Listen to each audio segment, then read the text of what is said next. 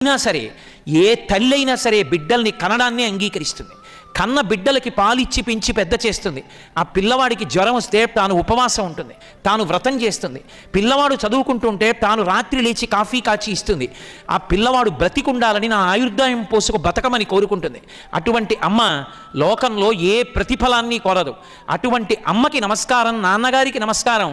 మీకు తెలియదు చిన్నపిల్లలు కనుక, మీలో ఎందరో తండ్రులు రేపు మీకు ఇంజనీరింగ్లో ఫీజు కట్టడానికి, మీరు చదువుకుని వృద్ధిలోకి రావాలని ఇష్టం వచ్చినట్లుగా రేట్లు పెంచుతుంటే 60,000 70,000 ఫీజు కట్టడానికి, హాస్టల్కి కట్టడానికి, లక్షల రూపాయల కోసం ఎందరో తండ్రులు నాకు ప్రత్యక్షంగా పరిచయం. వాళ్ళు తినడం మానేసి, పండక్కి బట్టలు కుట్టించుకోవడం మానేసి, చిరుగుపడిన బట్టల్ని పైన కుట్టించుకుని వాళ్ళు వేసుకుని, ఆఖరికి ఒక తండ్రిని నేను ఒకసారి ఒక మెడికల్ షాప్లో ఒక ఆయన కనపడ్డాడు. నాకు ఏదో వ్యాధి పేరు చెప్పి మందు అడిగాడు. అతను ట్యాబ్లెట్ ఇచ్చాడు.